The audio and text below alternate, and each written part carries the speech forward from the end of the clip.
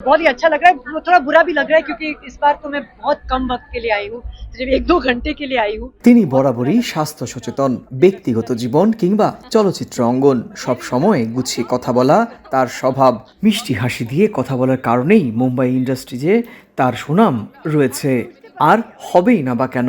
তিনি যেমন একাধারে সুদক্ষ অভিনেত্রী, অন্যদিকে তিনি শর্মিলা ঠাকুরের কন্যাও, আর বলিউড স্টার সাইফ আলী খানের বোন। পুরো পরিবারেরই রয়েছে চলচ্চিত্র অঙ্গনে শক্ত প্রভাব। काम करने का बहुत मन है और यहाँ पे तो मुझे लगता है कि বহুদিন পর্দায় না দেখা গেলেও দেশের বিভিন্ন প্রান্তে নানা আয়োজনের মুখ হিসেবে দেখা যায় এই অভিনেত্রীকে। কলকাতার এই বই প্রকাশ অনুষ্ঠানেও যেমন তিনি ছিলেন মধ্যমণি।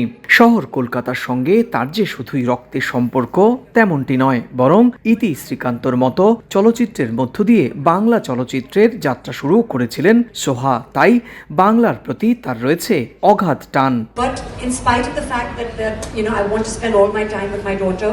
অনুষ্ঠান শেষে ফিরে যাওয়ার সময় মুখোমুখি হলেন গণমাধ্যমের। বললেন কলকাতার মিষ্টি থেকে টক দই নিয়ে কথা।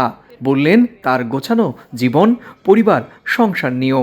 शॉपिंग तो ऐसे ही होता है, मैं बोलती हूँ कि मुझे ये चाहिए, वो चाहिए, मुझे रसगुल्ले चाहिए, मुझे लाल दही चाहिए, मिष्टी दही चाहिए, बेसिकली खाने की चीजें चाहिए जो घर में मेरी बेटी को, मेरे हस्बैंड को बहुत पसंद होते हैं। শরীর চর্চা নিয়ে দীর্ঘদিন ধরে কাজ করেন সোহা। শরীর ঠিক রাখতে প্রয়োজন হয় সঠিক খাবার গ্রহণ।